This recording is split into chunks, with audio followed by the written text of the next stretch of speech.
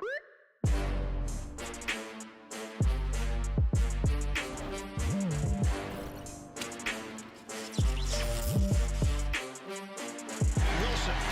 pulls the trigger.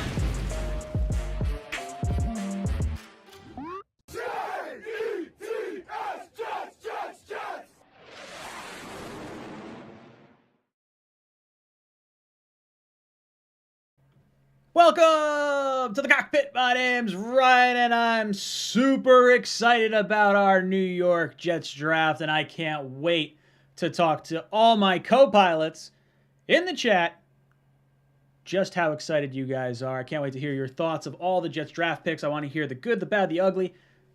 Is there a bad or the ugly? Because I've really, really enjoyed listening to the media the last few days because it's been so positive for the New York Jets. This is a nice little change, right? Like, we're so used to being ripped on and torn apart by the media.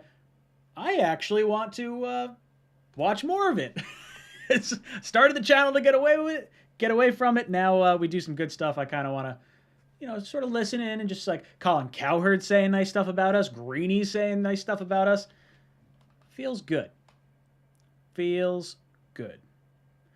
Boys and girls, we're going to do this the same way we do it every week. We are going to do call-ins starting at 8:15. You get 3 minutes on the timer. And after 3 minutes, you know the deal. That's it! You're out of here! That's right.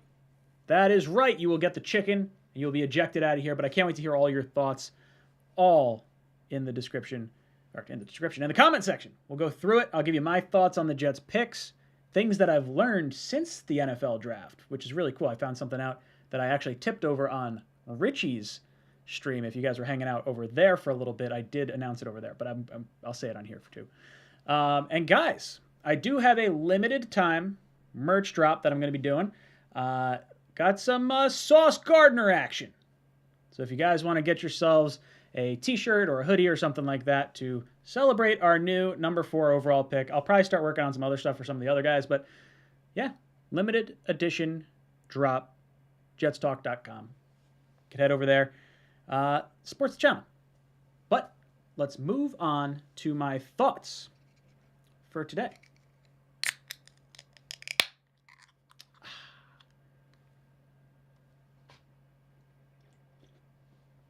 I was feeling parched. Had to get that beverage down. All right. So this may be, I shouldn't say maybe. This was the best draft in Jets history, and it's one of the best drafts in NFL history.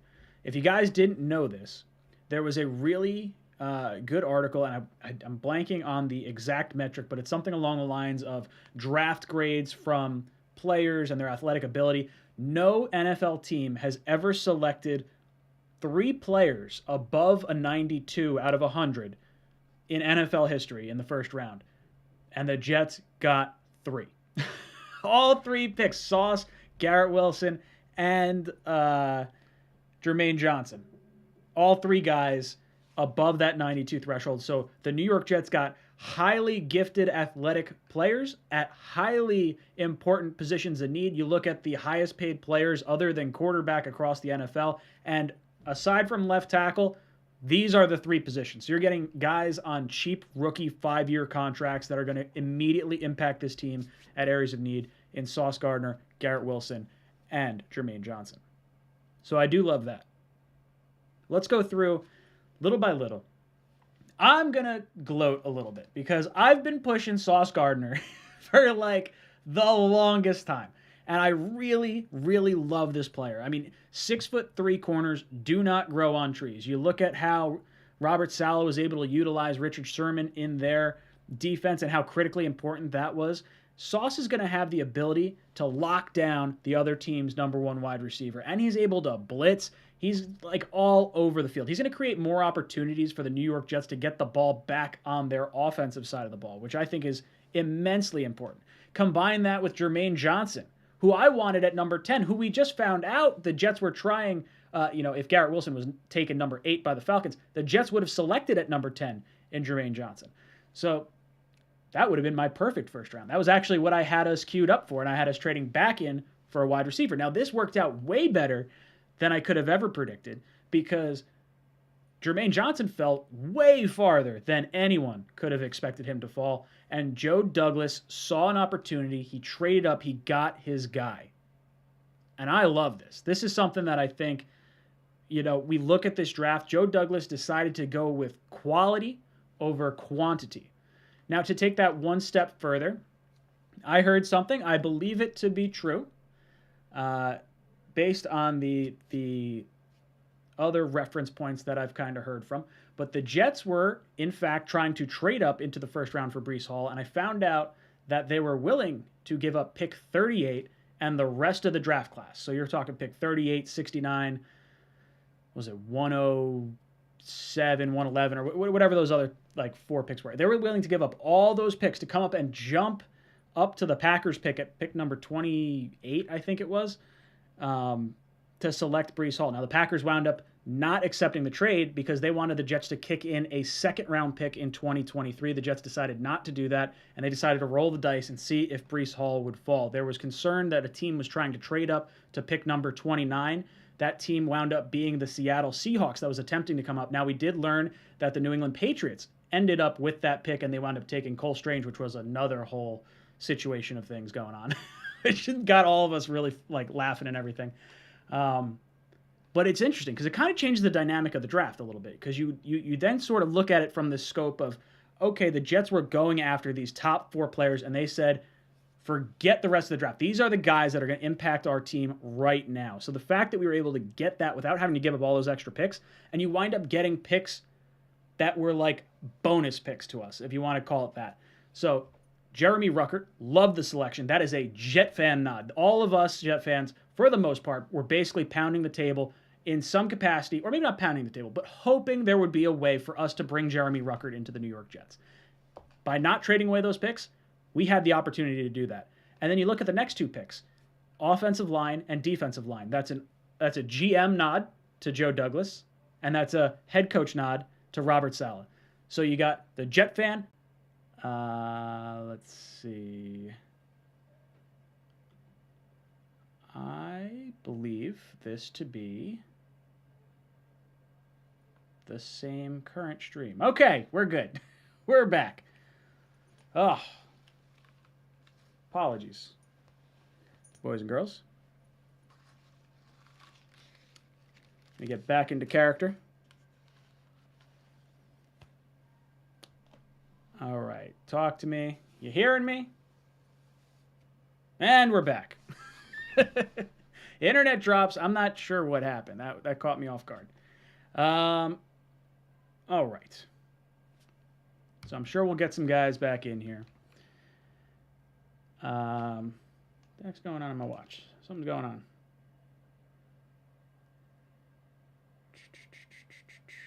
Bam. All right. So, where was I? What was I just talking about before I was so rudely interrupted by Optimum Online? Really got to get that figured out. Terrible. Losing my train of thought now. McDonald's fries greater than BK fries. Made that payment real quick. I never left. Oh, John never left. Just frozen in time. All right.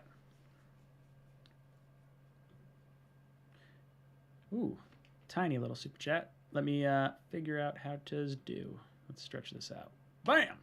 Much bigger.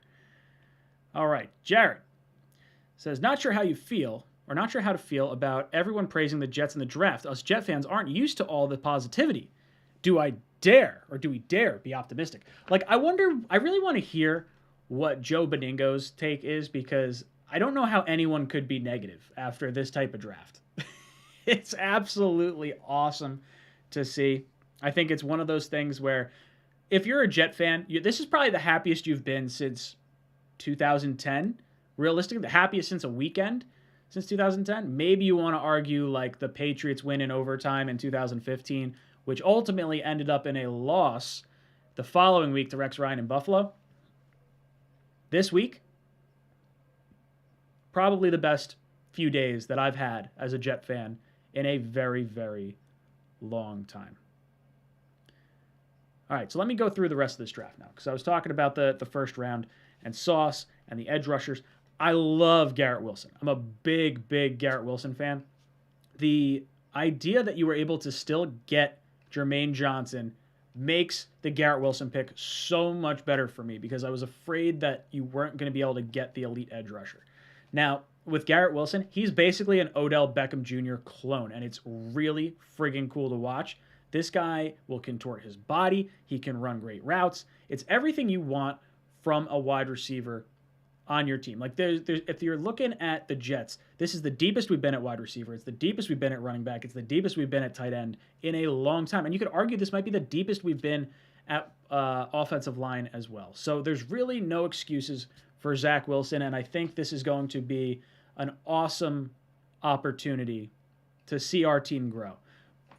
Bryce Hall in the second round, I was caught completely off guard. Completely off guard. I thought we would take a running back, but no way did I think it was going to be in the second round. Now, that being said, I do love the pick. I think it's fantastic. This guy got 1,700 all-purpose yards each of the last 2 years, had 23 touchdowns each of the last 2 years. If you could bring that into New York, add that with Tevin Coleman and Michael Carter, and you allow us to run those heavy 12 personnel sets with our tight ends, with these elite weapons, if you're getting into 2nd and 4, 2nd and 3 type situations because of these draft picks, you're now talking about a team that can utilize play action and really get the ball down the field and become explosive. And it's going to open up opportunities for Zach Wilson that, he won't have to be playing hero ball. When you have Jermaine Johnson and Carl Lawson rushing the passer, and you have Sauce Gardner and DJ Reed and Whitehead back there and Joyner, it's going to create opportunities for you to create turnovers, whether that's from fumbling the ball with a strip sack or from intercepting the ball because of the pressure that's being generated up front. This is going to be really special. The Jets are going to have more opportunities with the ball in their hand, and when they get it in their hand, they're going to run the clock. They're going to control the possession. The best way to eliminate points being scored by the opposing team is to take the ball away, give yourself more opportunities with the ball, and prevent the ball from ever getting back into their hands. So if you can have some nice 10-minute long drives or 8-minute long drives, and you eat up a bunch of clock and you go to the final play of the drive and it ends in a touchdown. Drives ending in touchdown, whether that's by way of Zach Wilson throwing, by way of him running, by way of any other direction. Just the fact that the play or the drive ends in a touchdown is immediately impactful across the board. I don't care who scores the touchdown. Does not matter. This is a team unit. We're not going to have to focus so direly on Zach Wilson this year to kind of pull us from the ashes. Because last year we told Zach Wilson, you're not going to have to pull us up. We're going to help raise you. That is true this year. Last year we saw the injuries and it was awful. It was absolutely terrible. You weren't able to get Carl Lawson. You weren't able to get Mekhi Becton. You weren't able to get Vinny Curry. And you weren't able to get LaMarcus Joyner. You're now, in a sense, along with all the free agents we added this year, all the draft picks we added this year, you are basically adding those 4 players as well, too. So think about this as far as our draft class goes and our offseason. This is really, really good. Yo, it's Vin. Drops in and says, would you have preferred a Debo trade or our draft?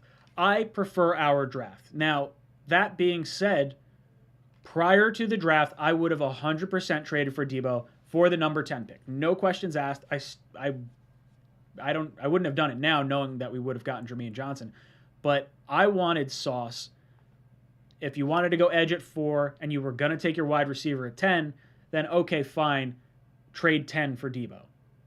The fact that you didn't have to do that, you got arguably the top wide receiver in this class. You were able to get the top corner in this class in Sauce Gardner because you did that, and you had the self-awareness and the league awareness that Joe Douglas had to know that Jermaine Johnson might fall a little bit further. And you started figuring out at pick 15, hey, we got some ammo. We could come up and get this guy. Let's figure out what it takes to do it. I love that. I would take our draft right now over trading for Debo Samuel and giving him a $25 or $30 million a year contract, because I think there's some mind games that sort of come into play when you have a heavily paid player, and I think we ran into that with Jamal Adams. When you have a Tremaine Johnson, when you have a C.J. Mosley, when you have Le'Veon Bell, and these outside players are getting elite money, but the team itself does not feel like spending elite money on players that at least think they're elite or feel like they have deserved certain pay raises. And Jamal Adams kind of fell into that category for me. So moving on from him, resetting our culture from that type of perspective and paying guys in-house, guys like John Franklin Myers are getting paid. We're going to see Quinnen Williams hopefully get paid. George Fant, another one. Like, paying guys that have produced in a Jet uniform is going to go so much farther inside our locker room than the guys coming in from outside that haven't earned anything with these players. So I like the way the Jets draft ended up, but in hindsight, I would do what we did. Without the benefit of hindsight, I would have traded for Debo. Thomas says, what do you think about moving Bryce Hall to safety? I don't know if he's capable of that move. I wouldn't hate it, but I think you're going to have an opportunity where you're going to have so many wide receivers on the field in this new day and age that you're going to be playing a lot of 3-corner, 4-cornerback sets. And I think he's going to end up being one of the guys along with Eccles and Carter.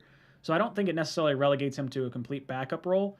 But if there's any truth to what DJ Bieniemy was talking about with wide receivers going after Bryce Hall and quarterbacks going after Bryce Hall because there was no threat of him intercepting the ball, then I think you do have to kind of put him a little bit further back and maybe not on those top guys. You have Sauce and you have Reed kind of take advantage of it. But if he can all of a sudden play that safety role and be a spot that we did not think we were going to be able to fill, I'm all about it. Look, Robert Saleh converted Richard Sherman to a safety. There's no reason he can't do the same thing with Bryce Hall. It's just a matter of if he has the skill set to do it, which I think the kid's talented enough. I would love to see it. Get your best players out on the field. TJ Decker. Bubble Stash. IPA. If you guys have not had. 87 on Beer Advocate. Worth a drink.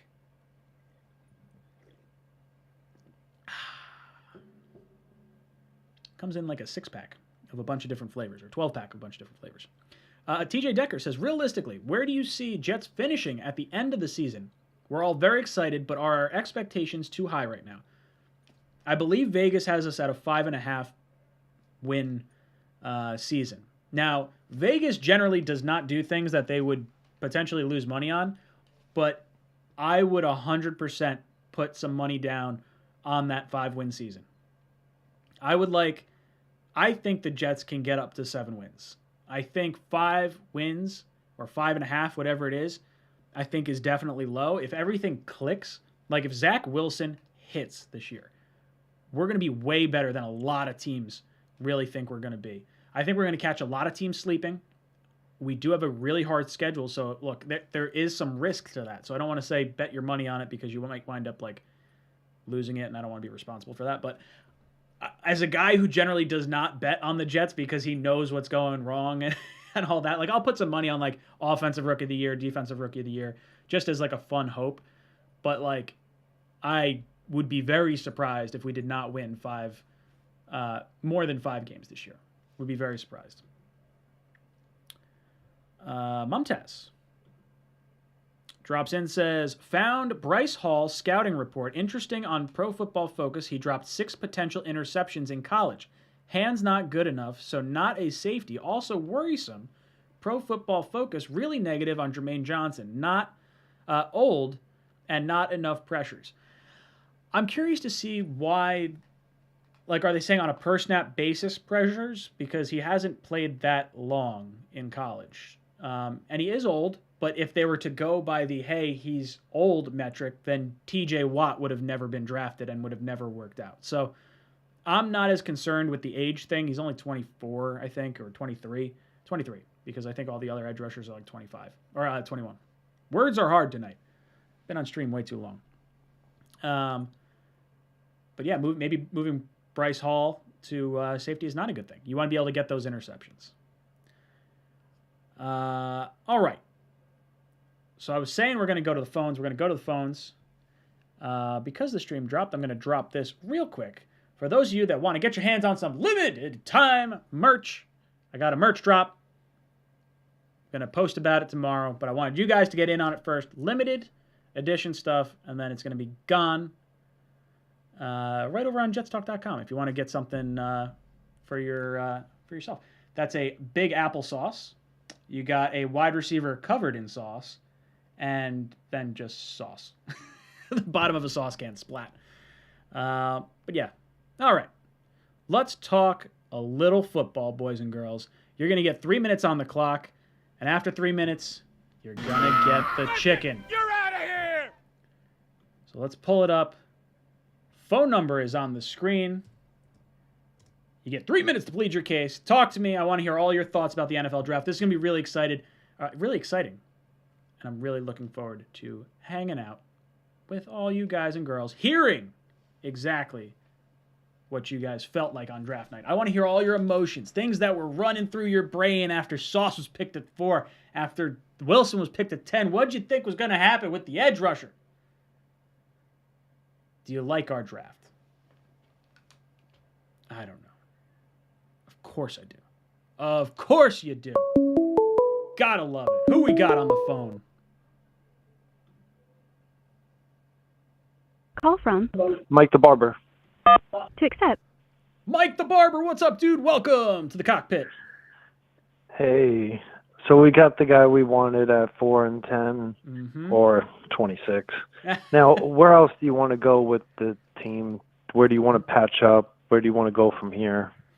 So I'm kind of good with rolling with the team. Like, I do feel that linebacker and safety and center were kind of 3 areas I would have liked to have seen upgraded or maybe have some developmental guys in the building.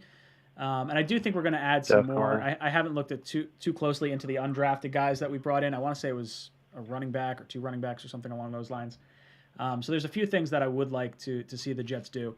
But if the Jets wind up, getting Quan Alexander, and maybe that's an option for us on the defensive side of the ball, I think there's areas to grow, and I do think I would have liked to have seen them go after Donovan West. He wound up signing with San Francisco, which kind of sucks, the center from ASU.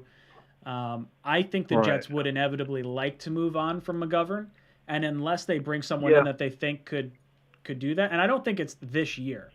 I think it's next season. Like, I think they're going to roll with McGovern this entire season, but I'd like to have someone step in for it, because otherwise center is going to be a big area of need for us next offseason.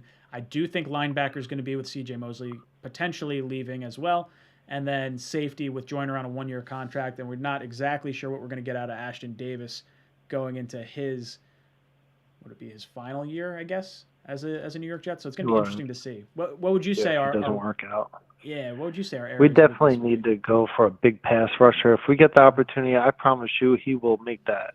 He will make that happen. Mm-hmm. But it has to be right, and the player has to be right, the attitude, the situation, and most of the time, teams aren't trading for those types of good, great characters. So, yeah. Now, are you saying we should trade for a big edge rusher, or are you saying we should try and find one in free agency? We have our hand on the trigger. Say it again. We have the hand on the trigger. We're ready to make that. If Joe Douglas, if he gets that to complete his team, sure. But usually just a trade. I mean, from a draft is the best way. Yeah, for sure. Those types of guys don't generally shake free, and if they do, they're pretty expensive. So at this point, they never work out anyway. No, well, that's just it. Like, you're paying a guy a bunch of money for production on another team, and you don't know how the chemistry is going to work out. You don't know how they're going to understand your system. You don't know how they're going to react with the players on your team versus the players they had on the other team. Some guys just gel better. I don't see Von Miller working out for the Bills. Like, that's another example. I do like Von Miller. I think $20 million a year is an extreme overpay, but when you're going all in for a Super Bowl, I mean, he's got to be 32 at least, and they gave him basically a 3 or 4. He got 6 years, but I think it's like a 3 or 4 year deal realistically. But brother, you've been ejected from the cockpit. Where's my shit? There it is. You're out of here! All right, real quick before we jump into the next phone call, Mumtaz dropped in and says, if we only get 7 wins, then what would we improve? D-tackle, linebacker, O-line, safety, I suppose, next year. Connor Hughes said he would take our team over Green Bay minus quarterback. He is generally negative, so this is good to hear. Hope Zach steps up. Yeah, I would agree with that. I think the Jets are in a position right now where we have depth across the board and we have some really good weapons across the board, and we're starting to figure out the defense. if the defense comes into its own and it becomes like a middle of the pack 15 to 20 ranked defense this year, and then maybe can take another step forward next year, and especially if Zach can take that step, I think it's huge. I do think, like I mentioned before, linebacker, safety, center are the three big areas of need. Obviously, we want to develop a tackle this year so they can take over next year or re-sign Fant in some capacity. And then you mentioned defensive tackle. I think that could definitely be an area of need. I think it was an area of need this year in some capacity. We added a lot of depth pieces, so I'm pretty happy with how that sort of worked out. I didn't want to spend a draft pick on a defensive tackle. But yeah, Mumtaz, I completely agree. I think you are spot on with the direction you think we might have to be looking for. All right, boys and girls, phone number's on the screen. You get 3 minutes to plead your case. And after 3 minutes... That's it! You're out of here! So talk to me. I want to hear from you. Hit that like button, too. We only got 100 likes on here. We got close to 400 people in this chat. Call from Joe. Joe! What's up, dude? Welcome to the Cockpit. What's going on, Ryan? I'm hanging in there. Talk to me. I want to hear how excited you were for this New York Jets draft. Well, I'll tell you what. I'm 48. I've been watching these drafts for about 40 years, since I'm 8. This is the most excited I've been, probably since 2000. Mm-hmm. But in my opinion, this is probably the best draft of my lifetime. Mm-hmm. I love This is a big A. Dude, incredible. Now, talk to me. Do you want to talk about a specific player, or can I kind of get your thoughts on like how things went? Because I know a lot of people were panicking with Sauce at 4. No, go ahead. Whatever you want to do. So let's talk about it. How were you feeling after the Sauce pick? Honestly, I wanted an edge rusher, the first pick. But remember, me and you always talked about the Jets wouldn't go that route. Yep. Yeah, 100%. Then when you saw Wilson go at 10, what was your thought process? Did you think that was going to be an edge rusher? Because that was the moment of panic for me. Like, I really like Garrett Wilson, but I was like, oh no, we just did the thing that I didn't think we were going to do. No, I thought we were going to go Garrett Wilson because that was on my mini mock draft. Remember when I mentioned to you about a couple Mondays ago that Garrett Wilson was going to go number 10. Mm-hmm. Again, I wanted an edge rusher, but I figured it just going to go number 10. Mm-hmm. Yeah, and with look, Garrett Wilson. It wound up being the right move because we saw a run on receivers. Like one, you had Drake London go at 8, and then the Jets took Wilson, probably the best receiver for us given our injury history. So like getting a guy that has not been injured is definitely nice. And then you see Olave go in a trade up. You see Jameson Williams go in a trade up, and then Burks winds up getting selected after A.J. Brown gets traded away, and Jahan Dotson goes. Like, what would have been there for the New York Jets at that point? Like, it was the right move, and I am so glad I was not in charge of making that pick. I couldn't believe, man, Jermaine Johnson, Joe Douglas traded back into the first round. I was so pumped. When he did that, I knew we were getting Jermaine Johnson. You were real pumped, man. I couldn't believe it. You were beating yourself on your chest. Dude, I'm a very passionate person, and the Jets have kind of beat the piss out of me the last few years where I haven't been able to kind of let loose, and it's just been so fun. Like, that was one of the most exciting moments I've ever had as a Jet fan. Him, like, trading up for Jermaine Johnson, because that was the move. That's where things start clicking now, and then you get Bryce Hall, and, like, it was a wow moment. Bryce Hall. It really was. This draft, man, Joe Douglas,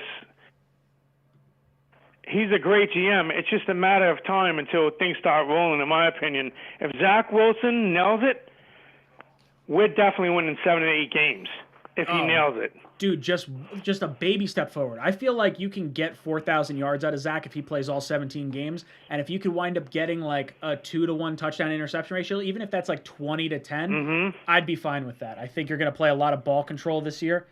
I'm so excited. Brother, thank you so much. You've been ejected. You're out of here! From the cockpit. Hee hee. Thank you, Joe. He's always got good insight. Who we got? Call from Benji. Benji, what's good, brother? Welcome to the cockpit. Yo, Ryan, what's going on, man? How you doing? Oh, I'm feeling good. It feels good to be a Jet fan right now. Talk to me. How you feeling? It really. Well, first of all, we are Jets fans, but we have to be honest here. I think we had the second best draft in the league. Ooh, you think someone had a better draft? Who do you think beat us? Baltimore? I think the Ravens had the best draft in the league. I mean, you got Kyle Hamilton, you got Linderbaum. I mean, it's hard to beat, but I think we were definitely a close second. Second point is I'm so happy we didn't get Debo Samuel. And that's because, next year is going to be our year. Next year is the year we build this core. We're going to have the best secondary in the league. We're going to have one of the top defenses in the league. And that's when we get our next guy, our Stephon Diggs or whoever, to take us to the Super Bowl. And I think the year after this coming year, we're going to be a 11, 12, 13 win team. That's what I think. Dude, if we can get that Zach Wilson kid to just take that step forward, it's gonna be wow.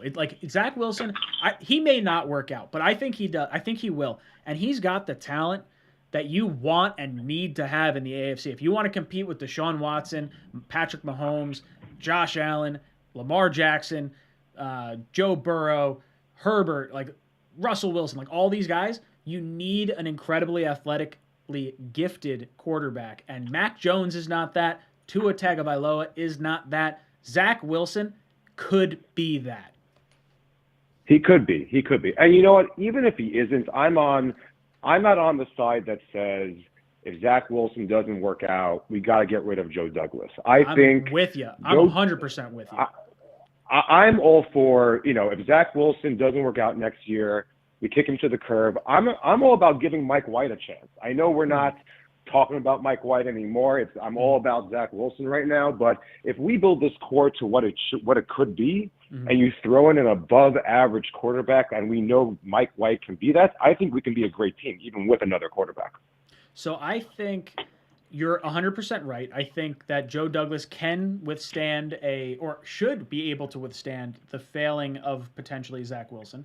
But I would say this. I would give Zach Wilson 2 more years, regardless of what happens this year.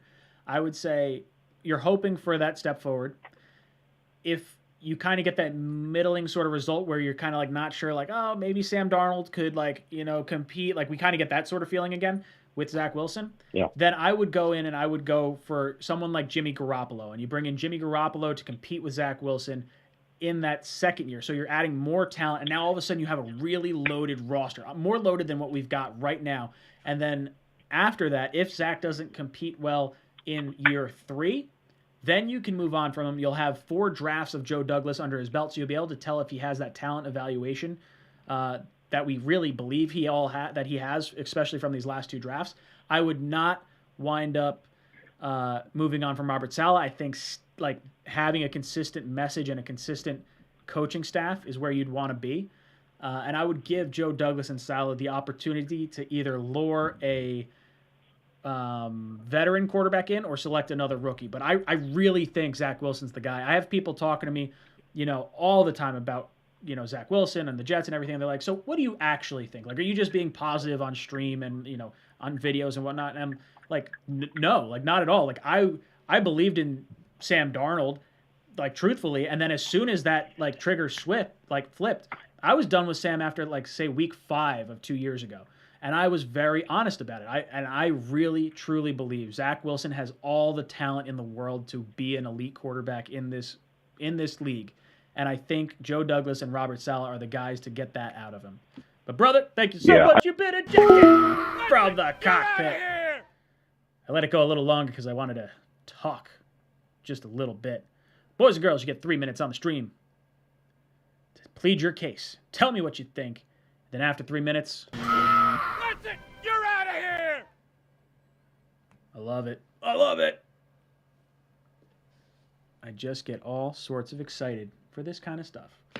It's a good time to be a Jet fan. And if you want to get your hands on some limited edition, limited time merch, jetstalk.com, head over there, get yourself some sauce gear. Who we got? Call from Rain Man. Rain Man, what's up, brother? Welcome to the cockpit. Yes, I made it on, man. All right, love your show, bro. How's it going? Thank you. I'm doing good, dude. It's really nice to be a Jet fan right now. I want to hear from you. How are you feeling? You know what, man? The best part about it is just staying up late after the draft and watching all the analysts like, oh, the Jets are the best in the draft. The next morning, waking up, turning on ESPN, like just hearing everybody's takes. And to be honest, like, you know, yeah, we saw some mock drafts with Ahmad Gardner and Garrett Wilson going. I think that wasn't really a big surprise. But, you know, once you pick them, you're like, holy crap, they did it. You know, like, wow, okay, yeah. So the big surprise was definitely Jermaine Johnson falling, and you know, Joe Douglas did what he had to do, and I agree with the last caller, man. You know, if none of this works out in the next couple of years, this is not Joe Douglas's fault. He is making the right move. That's what I'm saying. Like, we got to keep Joe Douglas around for the next 10 years. He's got to be a staple. You know, when you think of the New York Jets, you think of Joe Douglas. When you think of Baltimore Ravens, you think of Ozzie Newsome. That's what this organization needs. So no matter what happens, I think the whole, even the whole NFL fan base plus New York Jets fans know that we are confident with Joe Douglas there. And so, like I said, with Zach Wilson, we'll see what happens. But, hey, if it doesn't work out, it doesn't work out. But everybody had him as the number 2 quarterback in that year's draft. So he's making the right moves, man.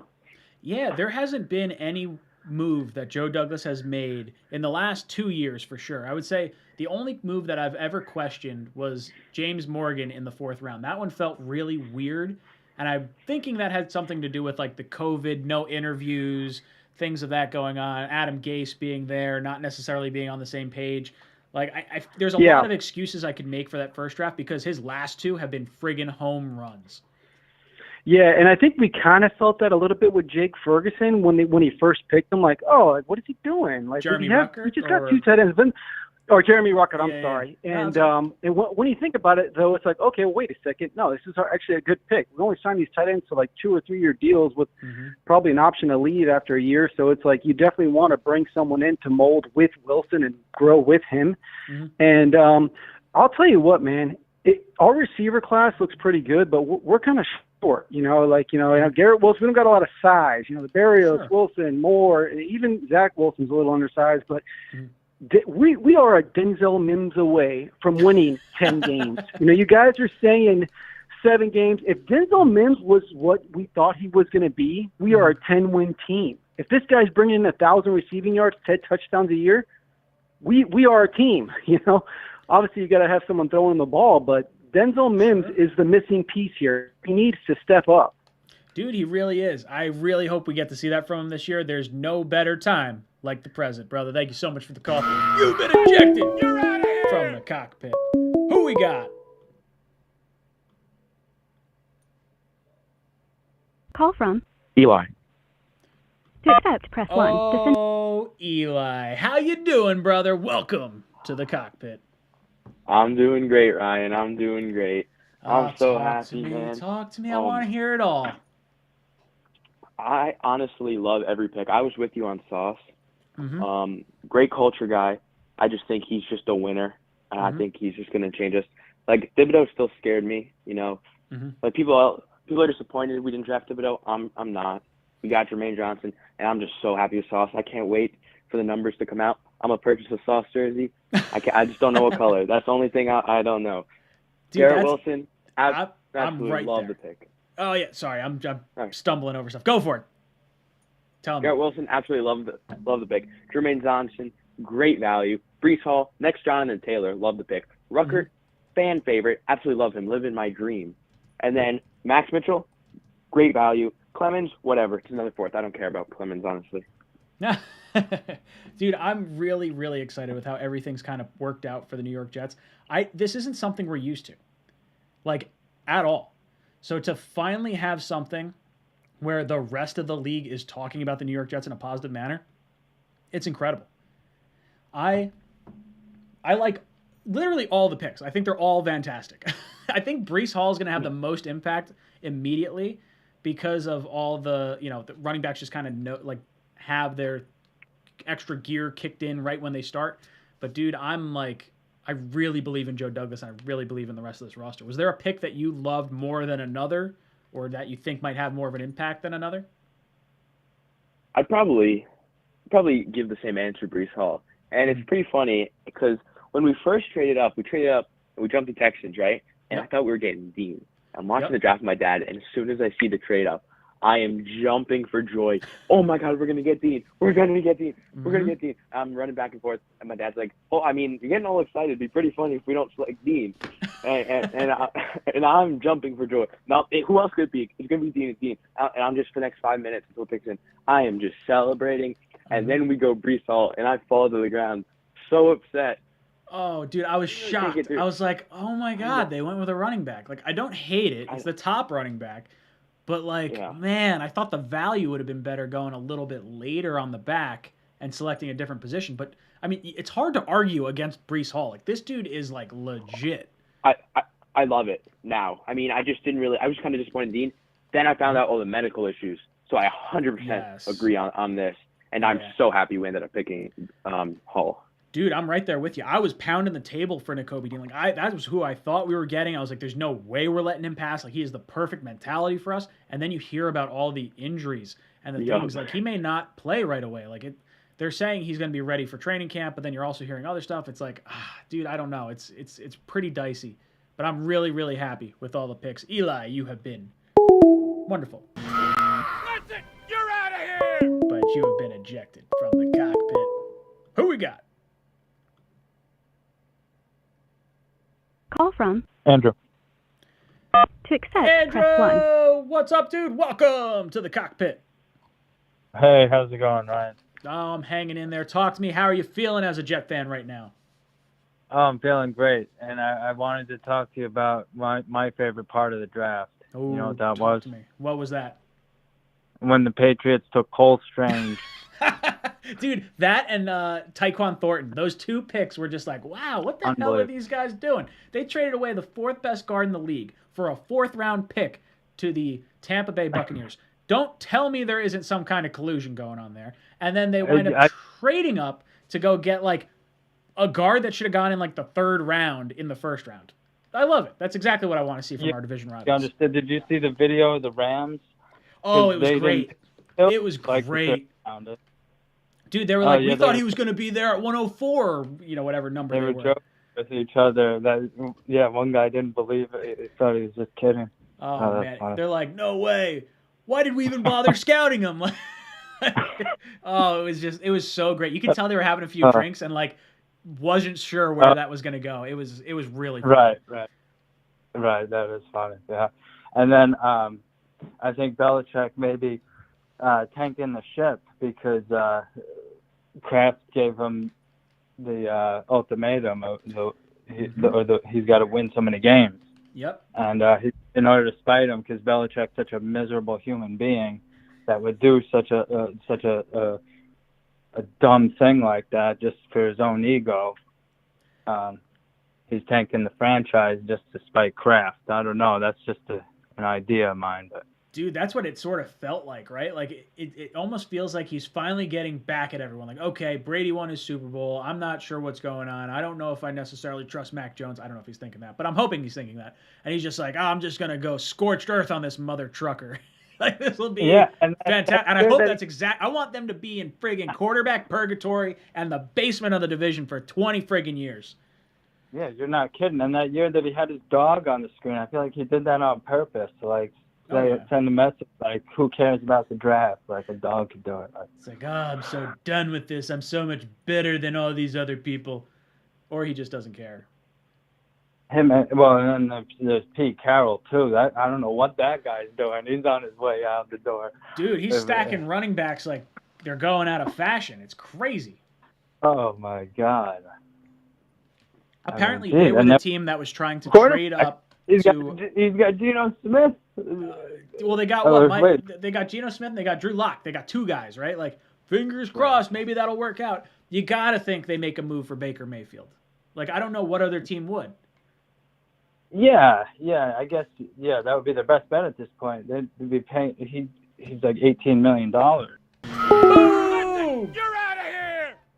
I just love the chicken, and I will use it whenever I see fit, especially when that clock hits 0. Lloyd drops in, says, let's not forget Joe Douglas isn't done. Waiver wire moves are coming. JFM, Quinnen Williams, Morgan Moses. What will Joe, the people's champ, Douglas, do next. Let's go. Joe Douglas. I've said this before. So a lot of people were getting on Douglas about his 2020 draft. And I said, look, Joe Douglas is all about talent evaluation. And it's all about getting the most for the players you have or providing the best value in the contracts that you hand out. For me, I believe Joe Douglas has done let's say before this draft, I firmly believed he did a great job with waiver wires, a great job with undrafted free agency, a great job in free agency, a great job with trades. Like, those are very key parts to this whole puzzle. And now that he's hit on 2 of 3 drafts, or at least it appears like he's hit on 2 of 3 drafts at this point, this guy is our GM for the long haul. If Zach Wilson hits this year and you see him perform well, I have no problem with them extending Saleh and Douglas. Like, hey, we're rolling with you guys. I want this to be like a Ravens situation, like a Steelers situation. Like, ideally, I want Robert Saleh here for 20 years. Like, I don't want to switch head coaches. I don't want to switch GMs. I want these guys that build a culture, and now all of a sudden you don't have to force your rookies to jump into the starting lineup. You're able to let them sit. Jeremy Ruckert is going to be able to learn from really good tight ends, and he'll be able to step in when his number is called. It will happen this year, I think, especially in the red zone, but I think you'll see it moving forward in years 2 and 3 and 4 for sure. And then the swing tackle, you get to develop him behind Fant and Becton. Maybe he creates some kind of leverage when you try to renegotiate George Fant. Maybe there's a situation where you consider franchising Fant for a year. I don't know if there's a player on our team right now with a potential expiring contract other than Fant that you'd really want to say, hey, we're holding on to this player for another year. Like, Fant, to me, is a prime candidate for the franchise tag, given his age and what seems like maybe a stalling of contract talks potentially. Now, we did hear before the draft, the Jets were talking with George Fant. That should have been a conversation that's been happening since like middle of last year. So I don't think that's anything new, but I do think that is something that Joe Douglas can have in his arsenal as well. Maybe it gives your developmental tackle 2 years then without having to shell out big money. I really love it. Boys and girls, you get 3 minutes on the clock. 3 minutes on the clock. After 3 minutes... That's it! You're out of here! I want to hear from you. How are you feeling about the NFL draft? How are you feeling about the Jets NFL draft? How are you feeling that we have the best draft in our franchise's history from a graded perspective? I absolutely love it. Who we got? Call Who's on the from horn? Scott. What's good? Welcome to the Cockpit. What it do? What it do? Ah, dude, I love it. Talk to me. How you feeling about this year's draft? Oh, man, I'm stoked. I feel like we got the best player in the draft with Sauce. Mm-hmm. I think it's a steal at 4. Dude, I am Garrett right Wilson. there with you. I really, really like Sauce.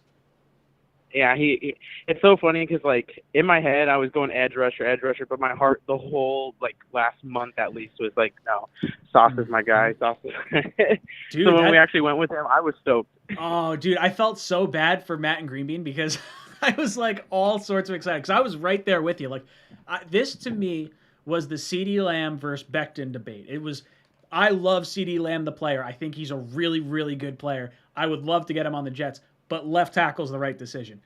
Totally support the Mekhi Becton pick. This year, I loved Sauce Gardner, and I was like, okay, I get the edge is priority, and I get if you want to go receiver at 10. Like, completely understand it, will not be upset. And they took Sauce. I was like, ah! Oh, my God. This is amazing. Ah, just felt Oh, it was good. a great time. I was kind of playing around with the Ruckert pick because I was just in my head. I was like, all right, well, we just brought in these 2 tight ends. We might still be using Yeboah. And I was kind of thinking, I was like, maybe could you see him possibly going to like a use check role for us? I mean, he's really good at blocking. He's got the skills, and as he's developing on the tight end, maybe throw him at fullback to replace like Wesco or something like that. Get him more involved in the offense. So I definitely thought about that. We were talking about it a little bit. He's 6'5", 250 something pounds, and he can block. He can catch. I think you should get your best players on the field. And if that means putting your third tight end as your fullback and maybe not even using him as a fullback, you can still use him as that, but having, an additional pass catcher out of the backfield that can also block and be a threat, I'm all about versatility. Right, I don't know. It was just a random thing I was thinking about, but yeah, no, it's I not think crazy at all. we did a really good job. Now, is there a particular player that you liked more than any other pick, or one that felt better than any other pick, maybe? No. The sauce one. The sauce, obviously. Yeah. I'm all about the sauce. Now, were you scared at all after we took Garrett Wilson that we were not going to get our edge rusher? I was, but I wasn't. Like, I felt like it was important. It's all about Zach still. Mm-hmm. So in my opinion, I know edge was important, but it's more important to me that Zach develops. So if getting him another weapon where he can excel his progression, because if we have another losing season, but he looks 10 times better, we're still gonna feel better, even though comparatively, if he plays like shit and we have an edge rusher and we give up a couple less points. Boom! That's it! You're out of here! I love cutting people off. Not really. I like hearing the end of the thoughts, but I really agree with him. He liked Sauce. He liked Wilson. I love it. Absolutely love it. Boys and girls, you get 3 minutes on the clock. After 3 minutes, That's it! You're out of here! I want to hear from you. Who we got? Call from AB. Hey, what's good, dude? Welcome to the Cockpit. Hey, what's up, Ryan? I'm hanging in there. It's really good to be a Jets fan right now. I want to hear from you. How do you feel about this past draft? So obviously, day one was a huge success. Mm-hmm. I was screaming the whole time. After pick 18, I saw JJ still on the board, mm-hmm. and I was like, please just trade up. Yup. And he felt and they wouldn't do anything. I thought we were for sure dumb, mm-hmm. but you still got him. I was so happy. Dude, that was probably, as much as I was really stoked for the Sauce pick, I thought there was an outside chance that they could go that route. And then when they did the Wilson thing, I was like, okay, I get it. But how are we going to do edge rusher? Are they going to be looking at guys like Mafe and potentially people that were at the Senior Bowl? I was like, oh, man, I really wanted Jermaine Johnson. Yeah, exactly. And I don't think Ojabo was there, but I think it was No, 35. Oh, yeah. He was available at that pick. He wasn't at the Senior Bowl. But yeah, I think I wasn't sure where they were going to go. I was like, I would trade up if it were me. It's a 5-year contract. Just find some way to do it.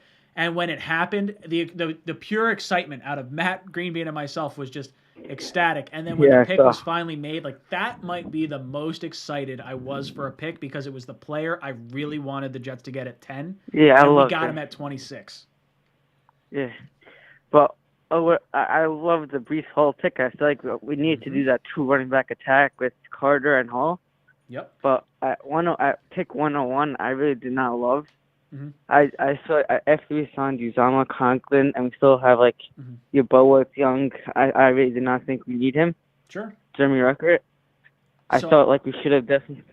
So I felt Leo you heard my comment that I made earlier. So it's rumored that the New York Jets offered 38 and the rest of their draft class to jump back into the first for Bryce Hall, which means they were banking on those 4 players in Sauce, Wilson, Jermaine Johnson, and Hall. They weren't able to do it. Wow. The Seahawks were trying to trade up, and instead the Patriots jumped them, got Cole Strange, and Seattle ended up behind us taking Kenneth Walker.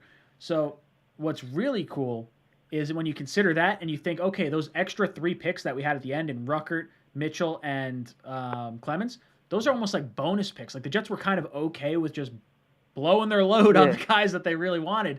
And then they wind up getting a Jet fan favorite in Ruckert, a GM pick in offensive tackle, and a coach pick in edge rusher.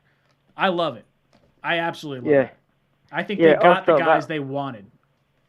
Yeah, also quickly about Max Mitchell. Sure. I love that pick. I felt he was he's a solid guy. I think he could sit behind hopefully Becton and Fant this year. like next year, I think Fant's contract's over. Yeah, they could quickly maybe even slide him in there. Well, so that's just it. If he's ready to take over after Fant, then by all means you do that. If not, franchise tag Fant. Who cares? He's going to get paid like a top 10, tackle at that point. You don't have to commit a long-term contract to him. Yeah, I love that pick. I think it's a great move. Brother, thank you so much for the call. You have been ejected from the cockpit. Boys and girls, if you're just coming in, hit that like button, unlike the person that just disliked this that I can see. So I see what you're doing there. It's not very nice. But no, hit that like button. I much appreciated. 380 people in the chat. And I want to hear from you guys. You got 3 minutes on the clock. After 3 minutes... That's it! You're out of here! Who we got? Call from Sam. Sam, what's up, dude? Welcome to the cockpit. Hey, Ryan, how's it going? I'm hanging in there, dude. This is the best I have felt about a Jets draft in a very long time. Oh, same here. I live in Buffalo, so I get a lot of crap from people nonstop for being a Jets fan. Dude, that's brutal. Did you see the video of the Buffalo Fanatics guys losing their marbles over the Jets getting Bryce Hall?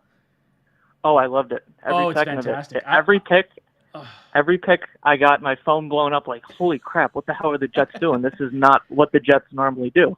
Dude, every year we see those fucking replays of literally like, the Jets get Kyle Brady, they pass on Warren Sapp, they pass on Dan Marino, like that. Every year it's that. Not this year. Not the last 2 years. Feels good. Oh yeah, I agree. I think, I think it might start out a little bit slow just because we got so many new pieces in there. But, maybe after week 4, we're going to get that, big win against like Green Bay, right? Week 3 or week 4, everything's going to click. And then, Zach Wilson's going to shoot straight to the moon. He's going to do what Josh Allen did. Dude, and I 100% stand by that. Getting the offensive line straight, like we brought in a bunch of guys last year, and having the option to see those guys after, like, okay, we got 6 games in before the offensive line started clicking. These guys now have an entire offseason and an entire year of being together. Now we're gonna hit the ground running on the offensive line standpoint, and the running backs are gonna be ready to commit right now. And the tight ends, those guys are already proven players. I think it's all on Zach now. Oh yeah, I like my big one is I like Uzama when we brought him in. Yep. Just what he was able to do for Joe Burrow last season, giving Zach Wilson that check down guy that Ryan Griffin could not do if his life depended on it. Yeah, it's one of those things where you have players that want to be here. Robert Saleh said it before. We didn't go after the highest priced guys. We went after guys that want to be here, want to change the culture. Sauce Gardner, that's the statement pick, 100%. This guy wants to come in and be the difference maker. Oh, I agree. I also think Jermaine Johnson was a big statement pick. Going up and saying, we're going to, go for this guy. Even though he might not be the best, edge on the board, he put in the work ethic going from JUCO all the way to, one of the best D1 schools in the country at Georgia. And then saying, you want to know what? I'd rather, get some work in and get snaps and make myself better than just sit on the bench. Yeah. And I commend him for that. He could have been, higher if he stayed at Georgia, but I'd rather him having, staying in and playing as much as he can to get those reps, to get that, experience rather than playing one season and hopefully it all working out. Yeah, and it's one of those, like, when he was so he was academically ineligible to play college football out of high school, and that's why he didn't receive any scholarship offers. He realized the mistake he made, and he did things to change it. He did those things on Last Chance U. He did those things at Georgia. He did that to go to the ACC. Ike Ekwonu says he's the best edge rusher that he's ever faced. That is good enough. Oh, yeah, I loved hearing that. It makes me feel so good. Brother, thank you so much for the call. You've been ejected from the cockpit. All right. John, I see you.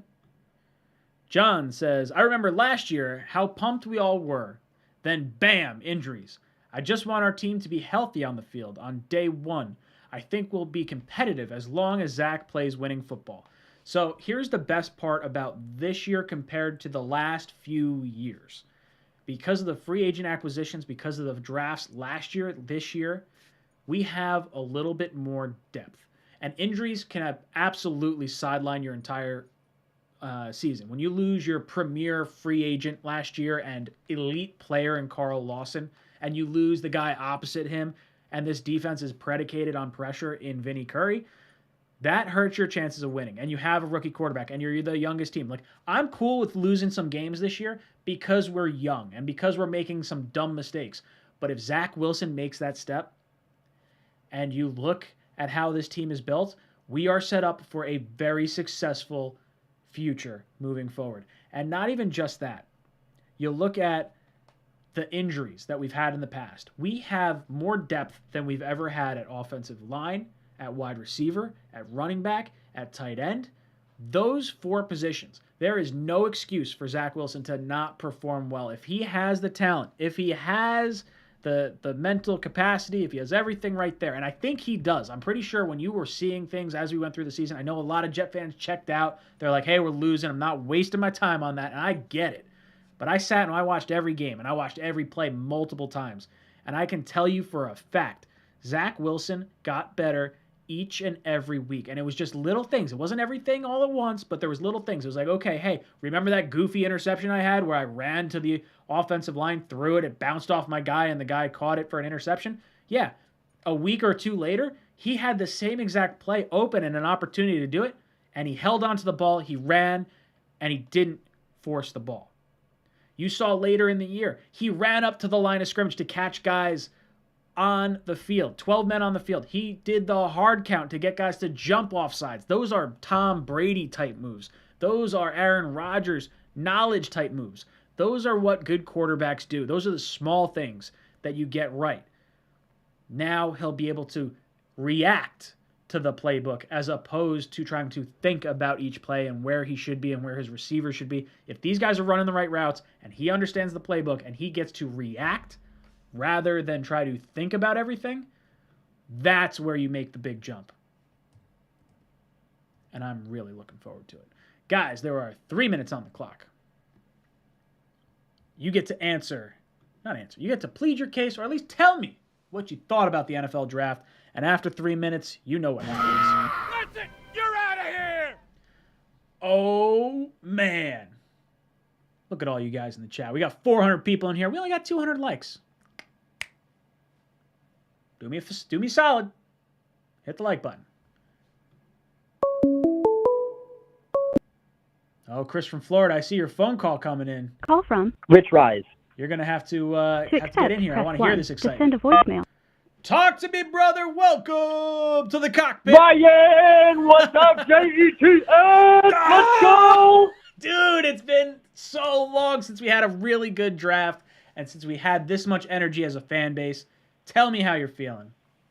I don't think I've ever lived to see this great of a draft. Last draft was great, but Yep. I don't remember ever living to see this great of a draft. No, I've definitely never seen one this good. I started really hunkering in on the draft like 2004, 5, right in that realm. So I didn't really remember the 2000 draft, but this one felt like a goddamn home run.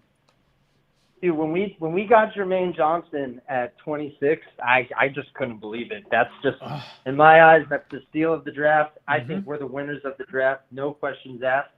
I want to say a couple things that I didn't like that I've changed my opinion on. Yeah, I was very pro Kayvon Thibodeau. I think he's gonna be a beast. But you know what? We got Jermaine Johnson at 26. I don't give a shit about Kayvon Thibodeau anymore. Yeah. So I tried to tell people, I was like, hey, look, it kind of sucks, and I understand you have to like Sauce has to perform well, but if Sauce performs well and Jermaine Johnson performs like decent, that might be a better value than just Kayvon Thibodeau, who might perform well. So, dude, I'm right there with you. I love his mentality. His work ethic sounds so legit. He's going to be a captain, and I just think he's made of the right stuff. It's going to rub off on the other guys. I love it, man. I'm so fucking excited about it. Dude, it's such an important pick. At number 4 and at number 26, like, these are statement picks for your team. You're sending a message to the rest of the roster. Sauce is that guy. 100%. Garrett Wilson is that guy. Jermaine Johnson is that guy. Bryce Hall is that guy. Like, we got a bunch of captains on our team. Man, I'm so excited. And tell me about what you thought about Bryce Hall, because I want to hear the thought process here, because there's a lot of guys that were like, whoa, where did that come from? I'm anti-running back. I didn't like it, but now I'm excited because I think he really is going to help Zach Wilson. And you know what? I do believe this class might not have been the strongest, and if he was the top guy on their board, I don't really know of any players that I really wanted that badly that were on the board when he was taken. So I'm excited about it, man. I'm excited. Actually, he performed as a top 10 corner in Seattle. That's where I would try to peg him right now. So I'm really looking forward to it. Brother, you've been ejected from the cockpit. That's it. You're out of here. All right, so I got a little buffer wheel going on. Let's see what's going on. Why do I have the buffer?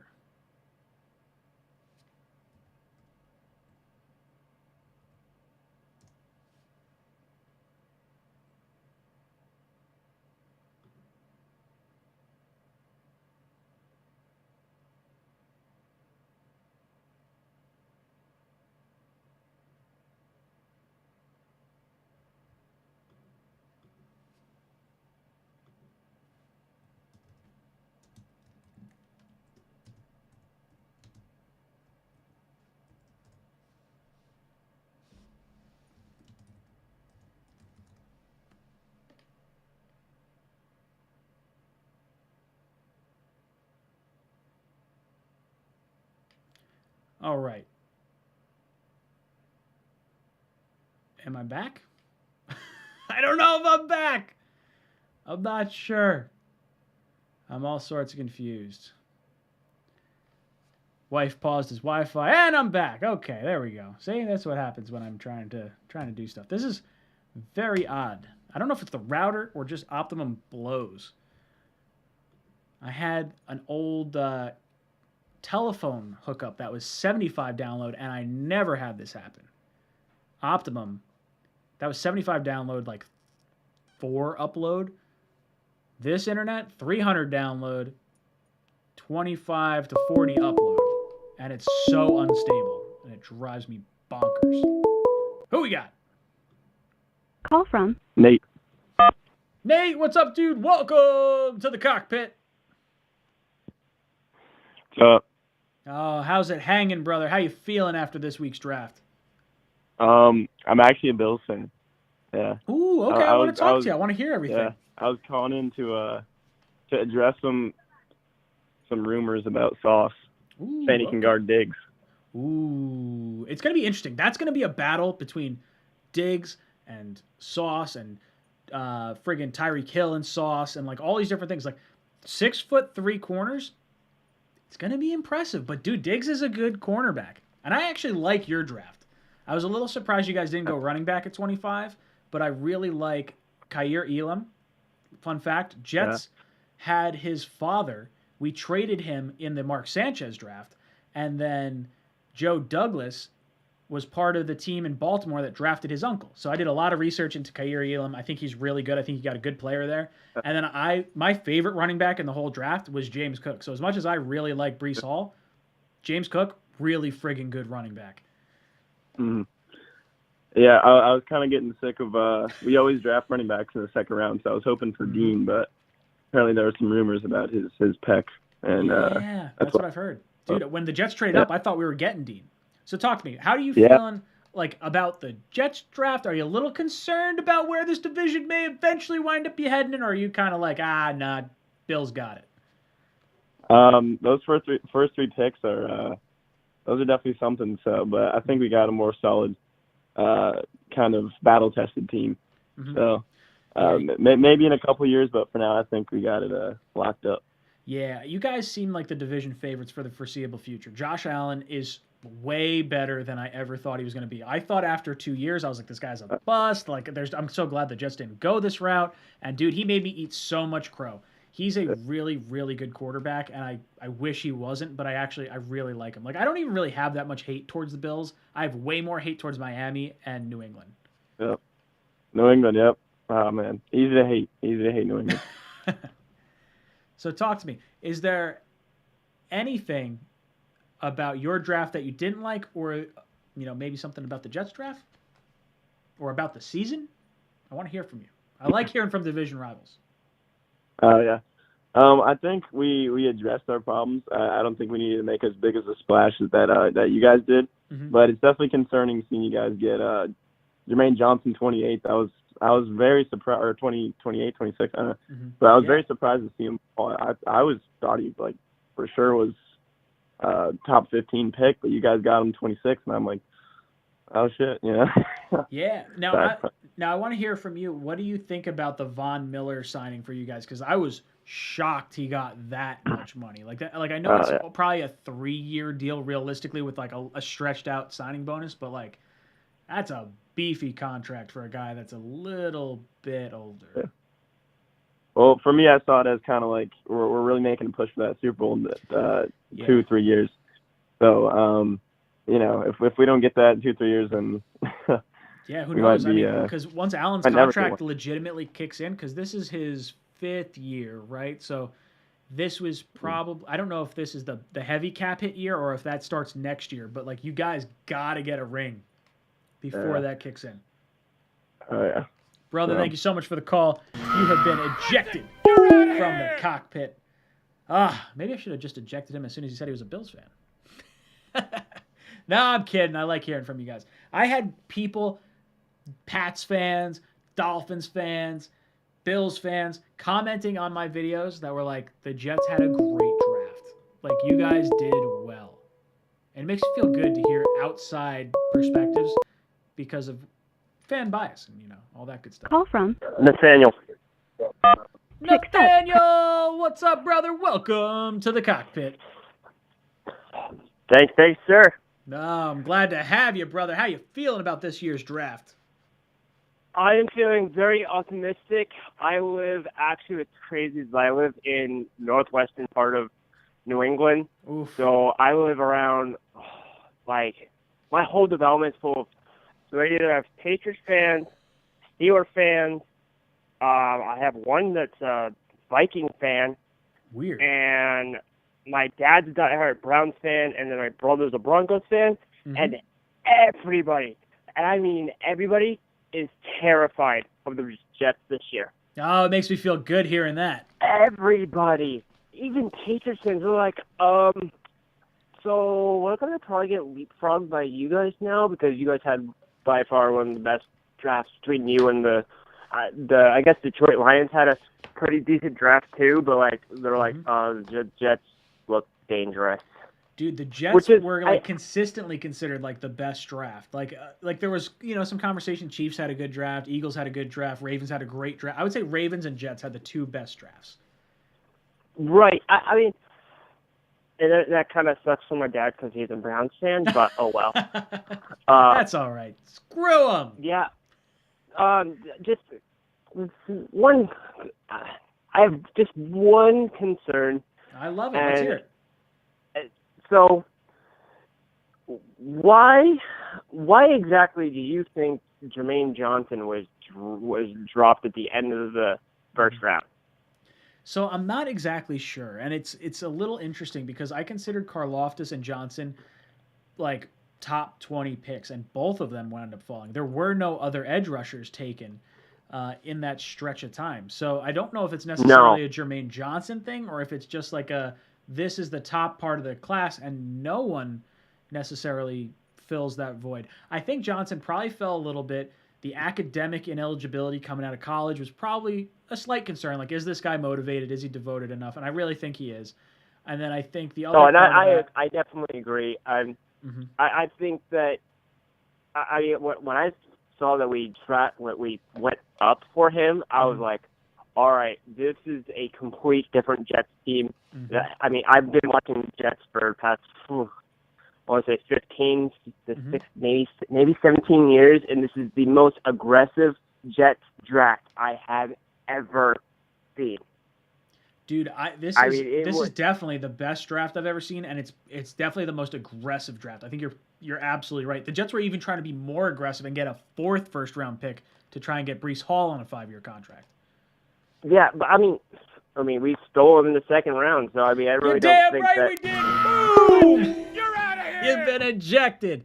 We're blowing through phone calls tonight, boys and girls. You got 3 minutes on the clock. After 3 minutes, That's it. You're out of here. you're damn right. Sponsored drink of the stream. Boom! Hop Valley Bubble Stash IPA 87 on Beer Advocate. Give it a taste. Call from Lima Bean. Oh, Shavanchu, how you doing, Lima Bean?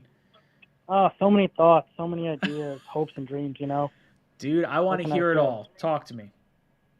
I mean, you know, I was mad at the Sauce pick, not the player. I thought the player was great. It was all the shades of like, oh, we're gonna get stuck with a cornerback that's, you know, be good for like 3 or 4 years, and then all of a sudden fade out while the Giants get another edge rusher like Tuck and Strahan and Osi and all those other guys. And then, I mean, the radio shows and all that were talking about that from the get-go as soon as that happened.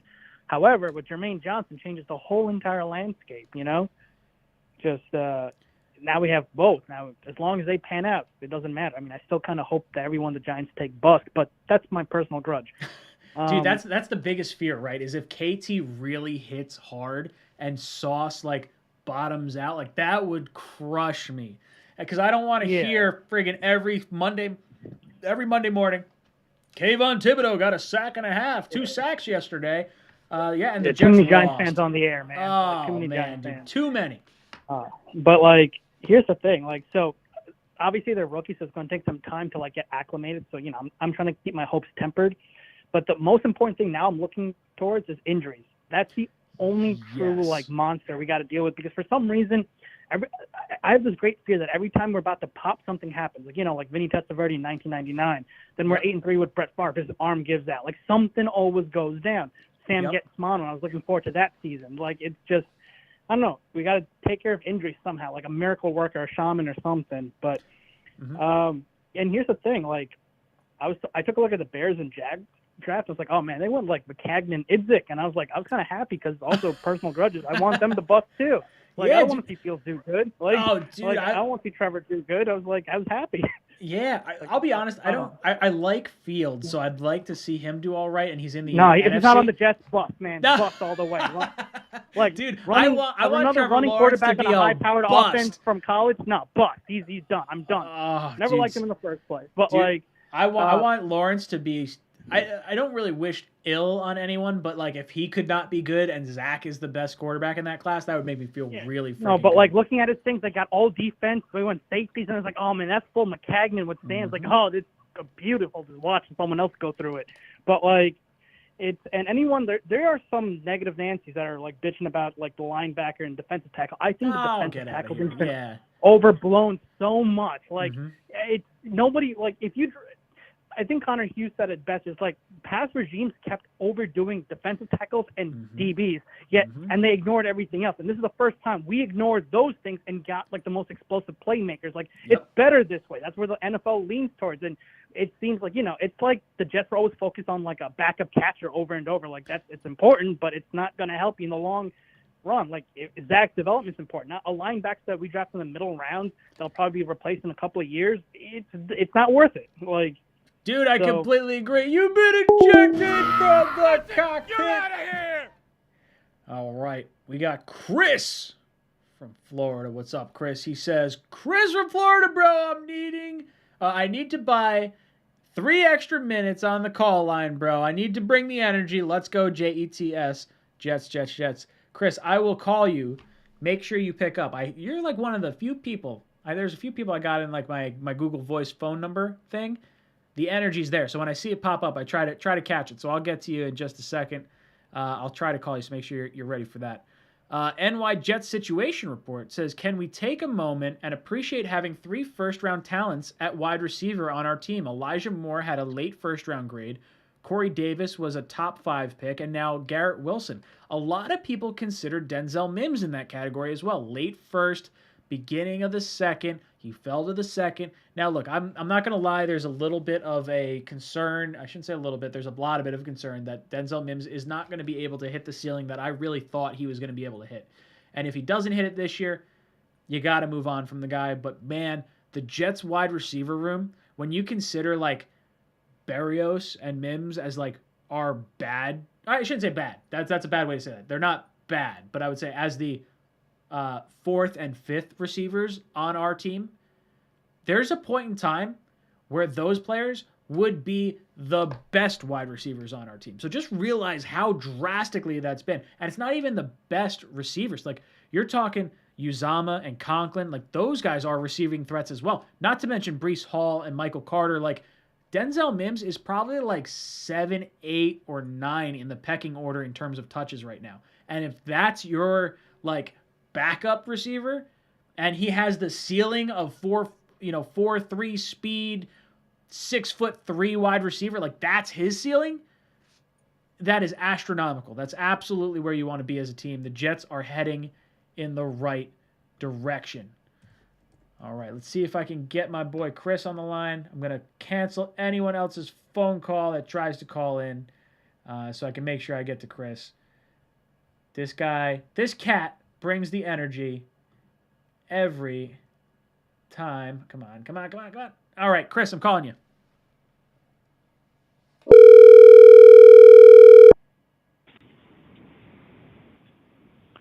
Hello? Can I get my guys to stand up? And let me get everyone to say Jets! Jets, let's go! Oh, dude, that makes me feel so good. I'm getting a little feedback. Ryan! What did we do?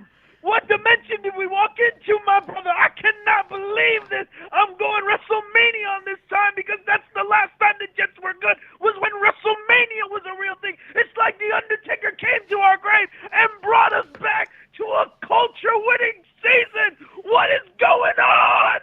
Dude, it's been so long. Ryan, I'm telling you, man, I was like so scared the first 2 picks. Don't get me wrong, man. I think Sauce Gardner was a amazing a gamble of anything. But we all talked about the edge, and we all saw the wide receiver. It was a great pick, but I was asking myself, why didn't we trade back at least? Why don't we get JJ? But then Joe Douglas pulls a magic trick and pulls a rabbit like nowhere. What is this world? I freaked out so much. And then to watch the clock keep going down, and we get one of the best, we get the top running back, and we even got a top tackle. Oh my gosh, bringing back the love from the islands. People, get excited, get your arms up. Let me see it all. Say Jets,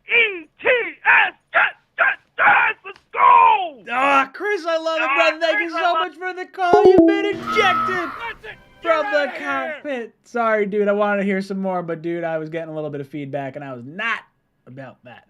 Boys and girls, you get 3 minutes on the clock. After 3 minutes, That's it. You're out of here. Yeah, damn right. Chicken time. Boys and girls, if you want to get yourself on some limited edition Jets Talk merch, got some sauce gear. Only going to be around for a brief period of time. Call from Carson. Carson, what's up, brother? Welcome to the cockpit. What's going on, Ryan? How we doing this afternoon? I'm doing good. I'm glad you were talking to me about Garrett Wilson because you were 100% right, my friend.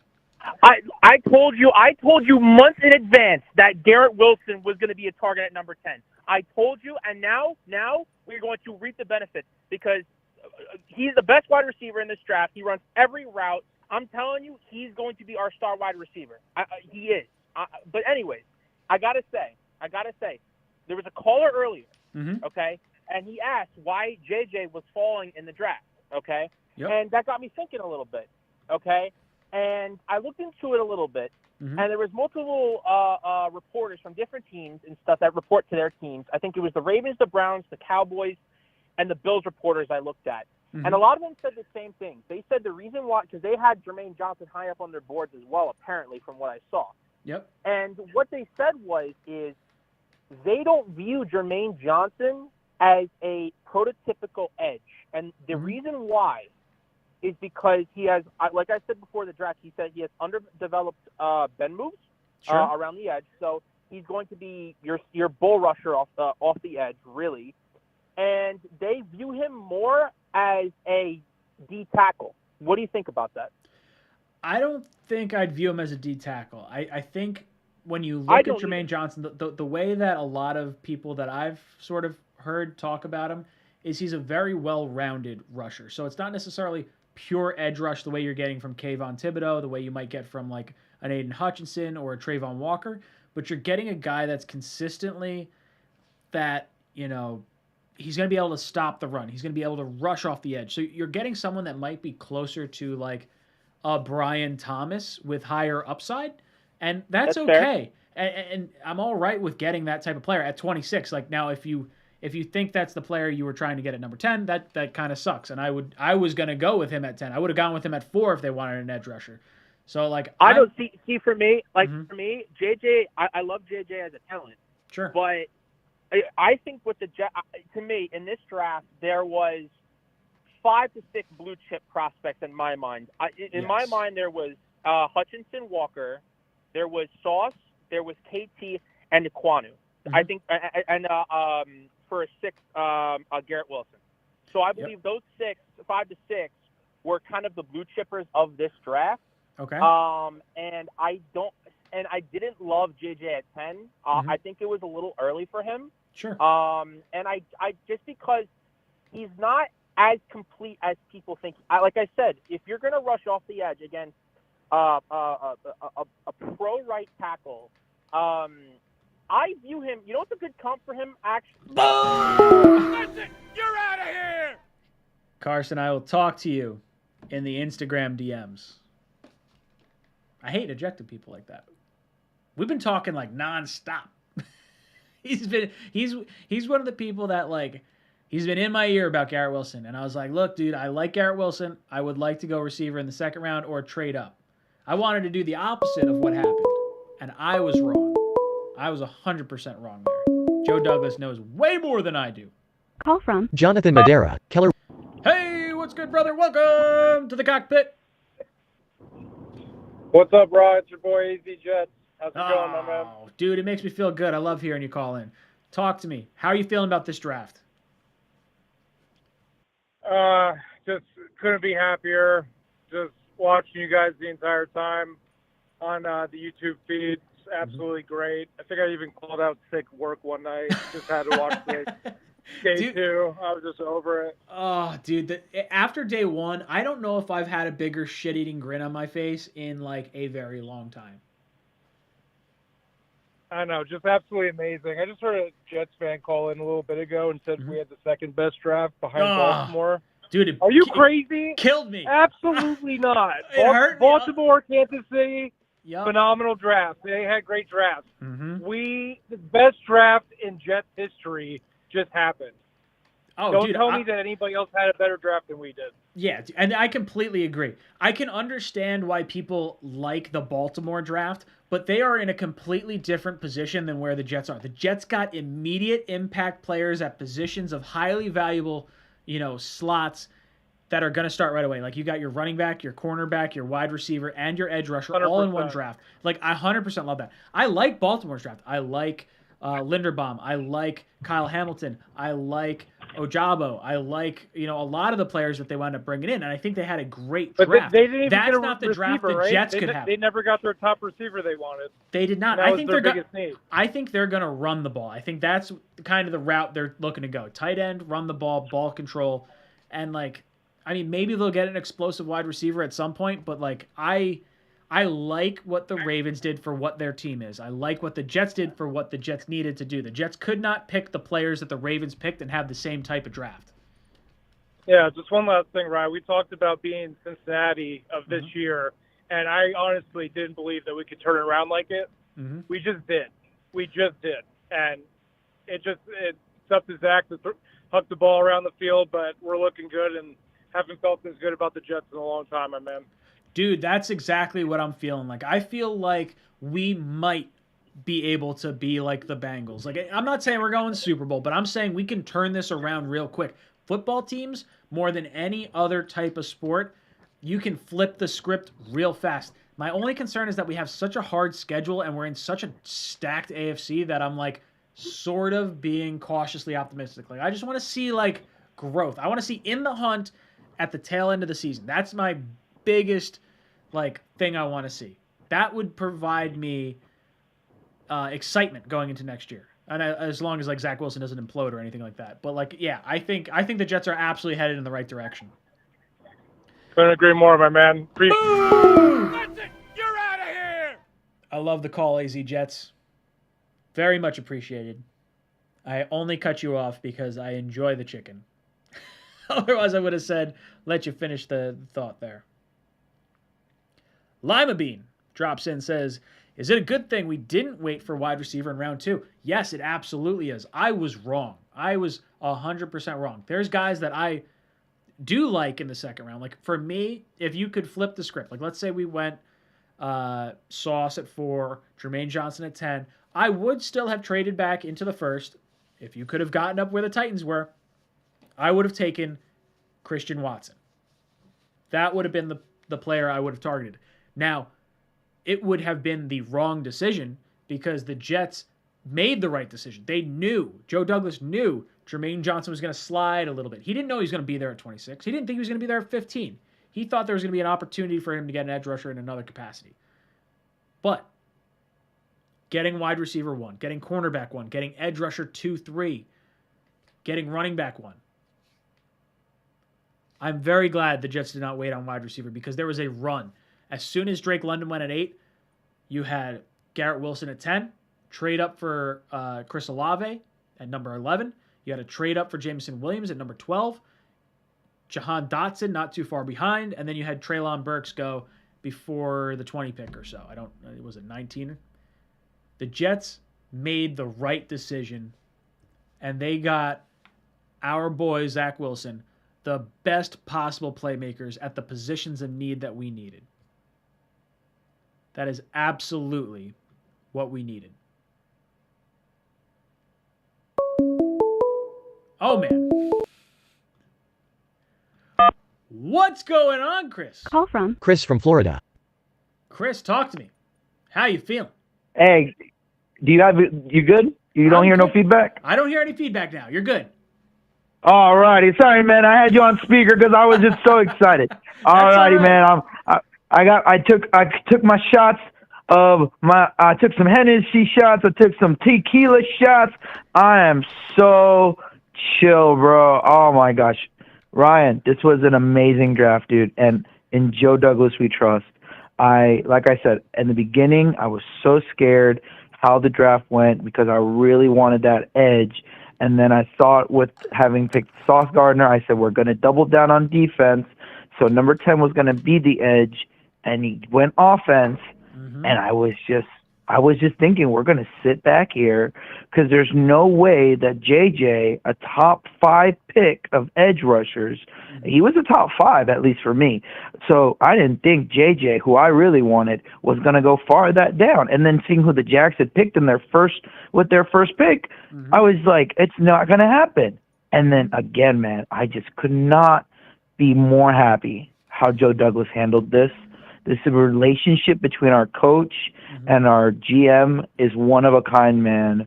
You gotta tell me what is gonna happen this season. Dude, I'm so excited when you see Joe Douglas and you see Robert Saleh palling around and smiling and hugging and jumping up and down. This is what I wanted out of a regime. We have adults in the room. We have guys that motivate players. We have guys that pick the right players. And it's been so long since we've had that. And I just hope that we're not irrational if, maybe something happens and Zach doesn't perform the way we all hope he does. I would be so upset if we wound up moving on from Joe Douglas and Robert Saleh. I think they are the 2 best tandem front office guys that we've ever had. I shouldn't say agree with you. But definitely since I've been watching. Like Belichick and Parcells is the last time you had a coach like these guys and a GM like these guys. I agree, man. I feel like the situation is because let's still look at the cap space that we have. Let's see how amazing much money we have. If, say, Zach Wilson, who is going in his second year, cannot progress, which I don't believe that at all right now because of the relationship he's built and the way he finished last season. But what they're really looking forward to is the fact that if Zach Wilson couldn't perform. Look at this team we've built around right now for both offensive, defensive, fresh blood. They could go out the next following season and say, hey, we've got the cap space. Let's go get us a number one guaranteed quarterback. Let's go buy ourselves a really good quarterback that doesn't want to be with a losing team, and we can give them a winning culture. This is unbelievable, man. I am so happy. Let's freaking go. JETS all day, man. Love you. Love the fan base. I hope I can start my YouTube channel. That was my announcement for today. I'm hoping to start a YouTube channel to show people the love and keep spreading on this wild, crazy fire for everybody, man. Let's go. Let's go, brother. Thank you so much, Chris from Florida. You have been ejected from the cockpit. Jake Asman was in the chat. He is in the chat. My dude, I got to get you on soon. I want to hear all your thoughts. Call from Kabir Karani. What's good, brother? Welcome to the cockpit. What's up, Ryan? How are you? I am feeling oh so great. This is probably the best I've ever felt as a Jets fan. Definitely since 2010. Like, we're talking like 12 years. Like, this is way too long to feel this good. No, it feels so good.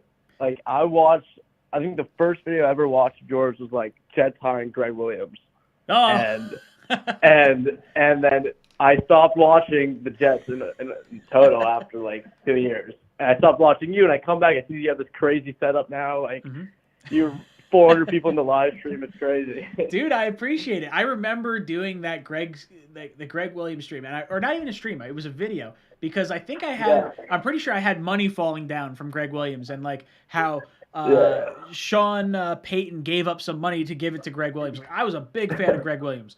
I was not a big fan of Adam Gase, as you know. But dude, I'm very, very happy with the direction of this team. I'm very happy with the direction of the channel and the family that we have made in this Jet YouTube community. I love the live streams. Monday, Tuesday, Matt and Green Bean was great. Dude, it's fantastic. I want to hear from you. What is your favorite draft pick, or what was your favorite moment of the draft? I think my favorite moment of the draft was honestly Sauce Gardner. Just because, like, that guy looks like an animal. I saw him in the combine. He's just a freak athlete. I was like, now we have our star cornerback that we haven't had in so freaking long, you know? Dude, there's something that just sits near and dear to me, and I think it happens with a lot of Jet fans because of Darrelle Revis, because of Antonio Cromartie. Like, I want a good corner, but I also want a guy that's all about ball and all about improving his game and the team. And I'll tell you what, Sauce, more than KT, is a statement pick. I would have been concerned with the KT selection. I would have been excited because he's got the edge rush moves, and I do like him. But, dude, there's something about Sauce that just lets me believe, like, this guy is going to make the right moves, and he's going to make everyone around him better because of his work ethic and his mentality. Yeah. Before I get kicked, what are we going to do with Bryce Hall and the other running back we have? I don't know. I've been trying to figure it out. What scheme are we running? So I think we're absolutely going to use the running back by committee. I think Bryce Hall is going to get about 50% of the carries. I think Michael Carter is going to get about 35% of the carries. And I think 15% is going to be that, like, Tevin Coleman / whatever other running backs we have on our roster. And the best part about that is Bryce is a 3-down back. So we are actually protecting him from himself by having him in a running back by committee. So he's going to be fresher, longer for games, and fresher, deeper into games. I love it. I think it's the right move. I think it was absolutely great. It surprised me. I'm not going to lie. I was not thinking running back in the second round. I was thinking third. Yeah, dude, I was shocked. I wanted Nakobe Dean. Look, I was wrong. Nakobe Dean with the injuries, much rather have Bryce Hall. Brother, thank you so much for the call. You've been ejected from the cockpit. Jake Asman, I saw your comments. We're absolutely going to get together. I was wrong. I shouldn't say I was wrong, but I did not send you the text that you asked me to send you for the next day. And it's funny. I told Green Bean and Matt, I was like, I forgot to text Jake. I was like, oh, well, he's busy. I'll catch him after the draft. And then I can talk to you one-on-one. We'll get all the insight. Who we got? Call from. Oh, it doesn't want to say his name. I see how it is. Welcome to the cockpit. Ryan, what's going on, man? I'm hanging in there. Where are you calling from, brother? From Charlotte. Oh, I love it. How you feeling? Oh man, excited. And I want to know if you agree with me on this point I have about the Jets. Okay. I believe that next year we will be adding our final pieces to our rebuild and should be looking to a division and maybe a Super Bowl run after next year. So I am hoping that's the direction it winds up going. I do think if Zach Wilson can show the steps that Josh Allen made in year 2 to year 3, like if that's like a combination of those 2 years, I think we are going to be in prime position. If Zach Wilson can show, hey, look, this guy is legit. He's got the talent. We have the head coach. There are great players in place. We are going to attract a ton of free agent talent, and it's going to be like the Bengals this year, but with, the Jets are going to be able to pull in more people than I think the Bengals would because it's just the location. I think if you wind up winning in New York, like the way the Jets were in 2009, 2010, I've never seen a city buzz so much in like ever since being a Jet fan. And now that you see like the Jets have a good draft, this is the closest I've seen since 2010. I agree, and multiple combos too that we at least I haven't seen in my time, and we're about close to the same age. I'm 37, but I mean the combo Wilson and Elijah Moore and then Bryce Hall and Carter in the backfield it's just got me pumped for the season.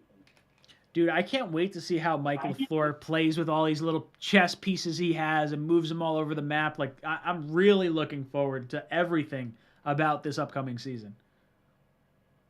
How do you see Mike LaFleur growing this year? I know people talk about Salah growing this year.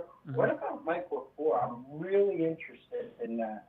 So I really think they're going to keep LaFleur up in the booth. I think Flacco is going to be down on the sideline with Zach, and I think Zach's quarterback coach is going to kind of come back for the season and be there with him as well, help him along those lines.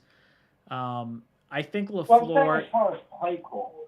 So play calling, I think you're going to see a lot of 12 personnel. I think you're going to see the 2 tight end sets, and I think you're going to see a lot of running and play action. That's what they wanted to do early on that they were not able to do because the offensive line had not gelled. Zach was not really making the right reads and just being a rookie, and it took some time to gel. And once Mekhi Becton went down and things kind of shifted, it just kind of had to evolve the offense.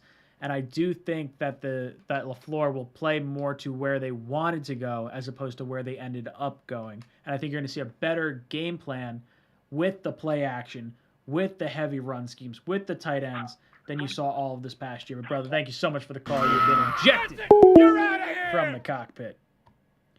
We've got 12 minutes left in this call-in show. You guys keep letting me know. I want to hear what you're talking about. If you want to get yourself some limited edition Jets Talk merch, the sauce, Big Apple sauce, you got wide receiver covered in sauce, and then, just the sauce splat down there. So if you want to get into it, limited edition, gonna be going away. Who we got? Call from Kevin. Kevin, what's up, brother? Welcome to the cockpit.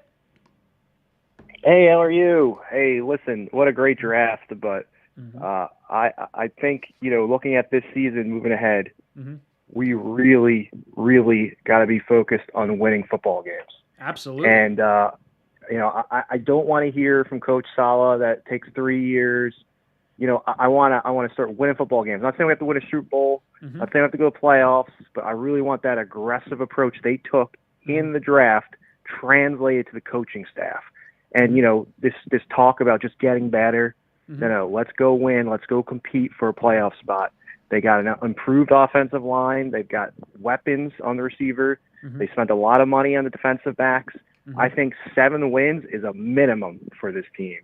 And I just really hope that this success, all this good feelings we're having now, translate to wins in the fall. You are preaching to the choir because that's kind of where I'm at. 7 wins is where I feel the bar should be set. Anything below 7 wins is going to be a disappointment for me. And I really think that you need to focus on wins. And I think that's why the Jets were so aggressive with wide receiver, cornerback, edge rusher, running back. Like, those are the positions that are going to be immediate impact players based on the players and where they were taken in the draft. And I think you're going to see there's going to be a little bit of a lag period. Like, I think Sauce and I think Wilson are probably going to take a little bit of time to really gel. You're going to rely more on the running game. Bryce Hall is going to be the impact rookie for this year. I think you're going to hopefully see an improved Carl Lawson. And I think where you're going to see some kind of stumbling is with the connection to Garrett Wilson. I think you're going to see the issues with, learning the secondary with a lot of these guys. DJ Reed's new. Whitehead's new. Sauce is new. Joyner, for all intents and purposes, is new. So there's a lot of, like, what if? And I'm okay with losing games because of being inexperienced and young. But I don't want to lose games when you have the talent and you're able to, like, I don't know. I want to see wins and I want to see in the hunt. That's my big thing. As long as I see the step forward and I see Zach Wilson progressing, then I think 2023 is really where you're going to really make the strong push. But we're almost playing with house money this year. And I don't want to say that entirely, but I just want to sit back and watch what this team can do because I think it's drastically different from where we had to play last year after the injuries. Absolutely, but one last thing is, and also no more blowouts, no more 54 to 10 games, 100%. None of that. Listen, I can take a couple I can take losses, but we got to be in these games. We improved our roster. Let's go Jets, baby! I'm pumped up. Dude, I love it. I'm right there with you. I do not want to see any more blowouts. I'm absolutely sick of getting like 50-13, or we have garbage time at the end of a game where it's like, okay, the Jets they lost 20-17, but we scored a touchdown in the final 3 seconds when the entire defense was letting us run the ball on them. Like, I want to see competitive football, and I want to see competent football the entire season. I want to see in the hunt for that, You're out of here! For 17 games. I don't want to see the team give up at all. I don't think they will. I think we have the right GM, the right head coach, and the right players in the mix. There's a reason why we were going with so many captains. Love it.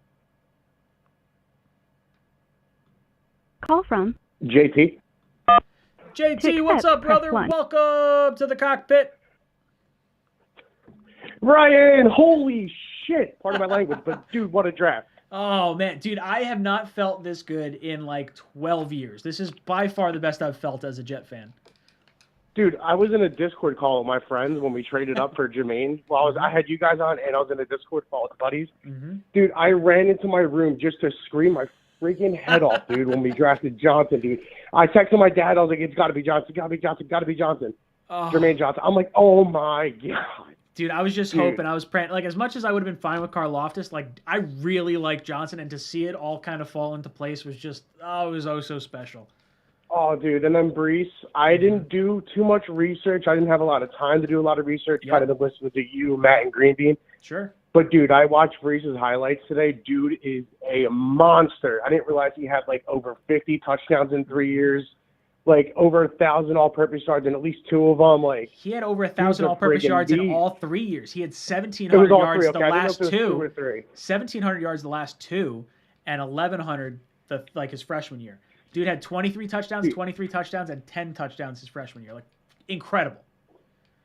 Dude, absolutely ridiculous, dude. I think we're on the right path, man. I mean, I think our line's good. I maybe like the linebacker, safety area, we can use a little help. But besides that, man, I think we're really headed in the right direction. A bunch of young talent, good talent, top tier talent, dude. I think we're on our way.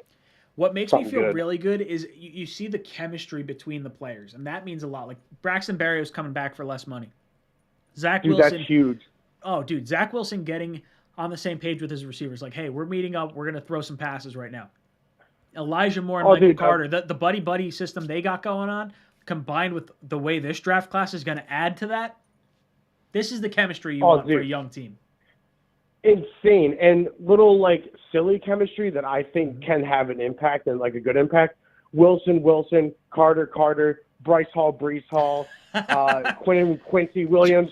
Dude, Johnson we're like Johnson. Bryce Hall.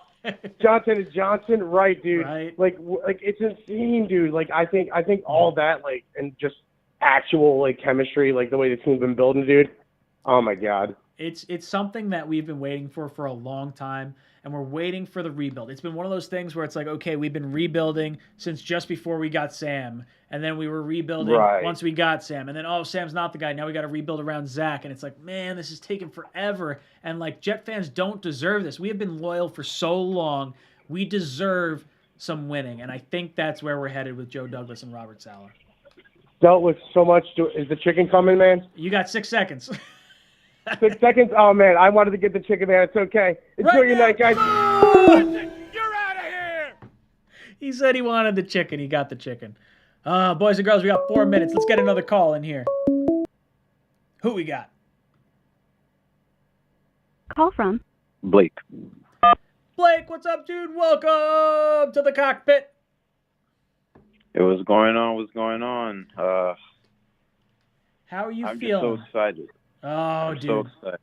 Talk I'm so to me. excited.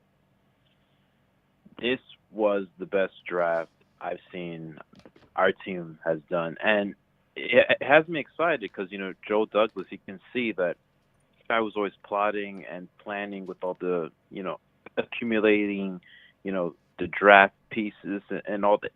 Joe Douglas is the man. Like, he is the man.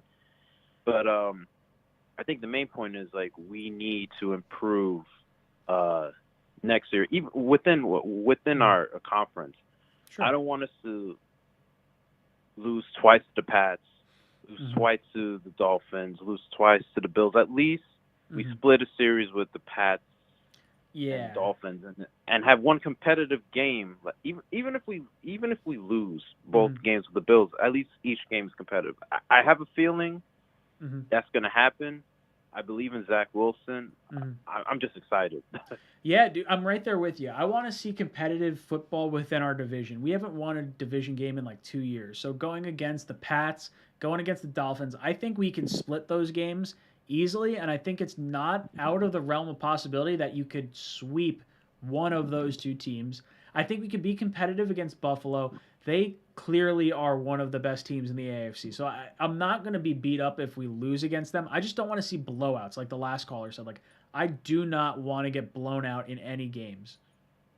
Yeah, likewise, man. I mean, like, I don't want no more games like Thursday night football at Indianapolis. That was a nightmare. To me, that Dude, it started off so good because it was like, oh, Mike White drove down the field, scored a touchdown to Elijah Moore. Like, this is fantastic. And they're like, oh, Josh Johnson is in. I was like, what? What just happened? Caught me off guard. Totally caught me off guard. And we had so many blowouts. So I think this year, no more blowouts. Competitive football. You know, I want the Jets to be that team again that everyone's like feared to play. Like, they're like, oh snap, we're playing the Jets next week with that defense and the running game and Zach Wilson. You know, that's exactly where I want to be. I want someone to look at our team the way this entire league has looked at us the last few days, where they're like, the Jets just got a lot better. I want them to look at us, and I want to strike fear in the hearts of them. I want them to be like, yo, we got to guard these receivers. We got to guard these running backs, these tight ends, this defense, Sauce, Jermaine Johnson. These guys are bearing down on us. We got guys that we have to worry about on the New York Jets. And that's the great thing. We have so much depth. Like that. Oh, my God. The depth is just tight end, running back, wide receiver. Like, Zach Wilson has... Boom! You have been ejected from the cockpit. Brother, I appreciate the call, and I appreciate all you guys hanging out there and chilling with us. Steven dropped in with a super chat. Thank you, Steve. He says, just saw Sauce in an interview on NFL Network where Sauce called who he said is his favorite, Jalen Ramsey. He called to tell him what he saw on tape to help Ramsey. What a confident guy. Let's go. Sauce, so I'm going to have to look up this video because I'm curious to see what happens. But I really like Sauce Gardner. There's a swagger that you need to have if you're a wide receiver, if you're an edge rusher, if you're a cornerback. Those are like the three positions that I kind of consider like you got to have a little bit of that it factor because you have to be like a dog. And there was a little bit of that with KT. There was a little bit of that with some of the wide receivers in this class. But Sauce, to me, he's got a swagger about him. He's got a work ethic about him. He's got the all the intangibles, the height, 6'3". Those kind of corners don't grow on trees, and you're able to put him in a Richard Sherman-esque role and allow him to intercept the ball. Like, he's going to be bigger than a lot of the receivers he ends up going against. Like, I know, you get those big guys that are 6'5", and that'll happen, but a 6'3" cornerback going against someone like that is so drastically different than having like a 5'11", 5'10" cornerback that just can't quite reach those balls. Like, I'm not exactly sure what Sauce Gardner jumped in his vertical leap, but the way you watch him jump, even Garrett Wilson's the same kind of way. Garrett Wilson's only 5'11". He's jumping like stupid high in the air where it doesn't matter about his height. He's going to be able to high point the ball. So I'm really excited for everything that's going on, and having him look up to Jalen Ramsey, 100% a great move. I just hope he looks up to Darrelle Revis too, because you gotta throw a little bit of credit our way. Boys and girls, we have 330 people in this chat. Hit that like button on your way out at the end of this stream. And if you want to catch some limited edition merch, I got the Big Apple sauce, wide receiver covered in sauce, and the sauce shirt down below. All you got to do is go to jetstalk.com and pick yourself up some swag, because it's going to be gone before you know it. But boys and girls, it's been a lot of fun hanging out with you tonight.